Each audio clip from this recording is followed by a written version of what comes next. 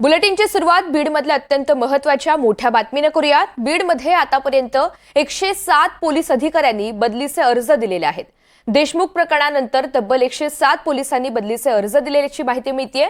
बीड जिल्ह्यामध्ये सध्या कायदा सुव्यवस्थेचा प्रश्न गंभीर बनलेला आहे। त्यातच पोलिसांचे बदलीचे अर्ज आल्यामुळे आता आश्चर्य व्यक्त होतंय। पोलिसांच्या अर्जामागे प्रशासकीय कारणं, मुलांचे शिक्षण, आई वडिलांचे आजारपण अशी कारणं सध्या देण्यात आलेली आहेत। तर बीडमध्ये आतापर्यंत 107 पोलीस अधिकाऱ्यांनी बदलीचे अर्ज दिल्याची माहिती मिळते। तर या सगळ्या संदर्भात अधिकची माहिती देण्यासाठी आपल्यासोबत राहुल कुलकर्णी आहेत। तर राहुल, आपण पाहतोय अजित पवार पालकमंत्री असलेल्या या बीडमध्ये आतापर्यंत 107 पोलीस अधिकाऱ्यांनी बदलीचे अर्ज दिल्याचं समजतंय। वरवर जरी इतर कारणं सांगितली जात असली तरी त्याच्या मुळाशी नेमकं काय कारण आहे, सविस्तर सांगा। ऋतुजा, हे खरं आहे की आपल्याकडे महानगरामध्ये येऊन तिथे स्थिरावून तिथेच काम करण्याची प्रवृत्ती पोलीस दलामध्ये पण आहे। महसूल पण त्याला अपवाद नाहीये। म्हणजे मुंबई आणि पुण्यामध्ये काम करण्याची इच्छा असते, पण बीडचं दुर्दैव असं की बीडमध्ये चांगले अधिकारी जायला तयार नाहीत। ही गेली 10-15 वर्षापासूनची ओरड आहे। आणि आता काय झालं तर सुरेश धस आणि काही मंडळींनी पोलीस दलावरती केलेले आरोप त्यात अजिबात तथ्य नाही असं म्हणण्यात पण काही कारण नाहीये।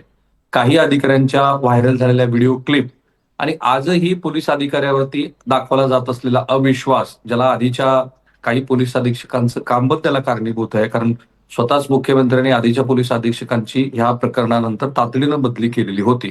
आता त्याचा परिणाम काय झाला आहे तर केवळ 24 जे 107 अधिकारी आहेत ज्यांनी बदलीसाठी अर्ज दाखल केले आहेत, ते प्रशासकीय बदलीसाठी केवळ 24 अधिकारी पात्र आहेत।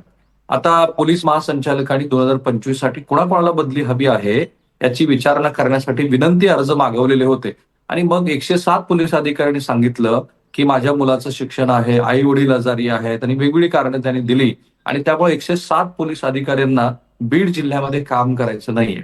आता इमॅजिन करा की खरोखरच या 107 पोलीस अधिकाऱ्यांची बीड जिल्ह्याबाहेर बदली झाली तर यातले काही अधिकारी हे पूर्वीपासून तिथं काम करत असतील, काही अलीकडेच या बीड जिल्ह्यामध्ये सेवेत रुजू झालेले असतील, तर बीड जिल्ह्यातली सध्याच ढेपाळलेली जी कायदा आणि सुव्यवस्थेची परिस्थिती आहे ती किती बिघडेल।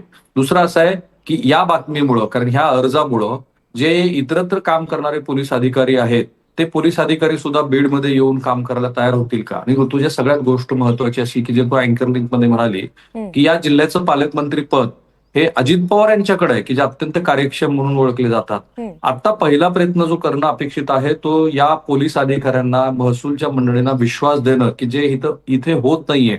पोलीस अधीक्षक म्हणून जे सध्या कार्यरत आहेत ते चांगलं काम करत असले तरी आणखी चांगल्या पद्धतीनं त्यांनी कार्यक्षम पद्धतीनं ह्या अधिकाऱ्यांचा विश्वास संपादन करणं गरजेचं आहे। हे या बदलीच्या अधिकारातनं दिसतंय। मी आणखी माहिती घेतली की यापैकी किती अर्ज हे महानिरीक्षकाकडे आहेत आणि कोण कोण अधिकारी आहेत। तर ही आकडेवारी पण आपण महाराष्ट्राला सांगूया। आयजी कडे जवळपास जे 48 अर्ज आले त्याच्यामध्ये किती पोलीस निरीक्षक आहेत बघा। 4 वर्षाचा कार्यकाळ पूर्ण झाल्यामुळे 2 पोलीस निरीक्षक, 7 सहाय्यक पोलीस निरीक्षक, 6 पोलीस उपनिरीक्षकांनी बदलीसाठी अर्ज केलेले आहेत। यात विनंती बदली म्हणून 6 पोलीस निरीक्षक, 8 सहाय्यक पोलीस निरीक्षक आणि 19 पोलीस उपनिरीक्षक आहेत, ज्याला आपण फौजदार वगैरे असं म्हणतो, ज्यांच्याकडे पोलीस स्टेशनचा मुख्य कारभार असतो।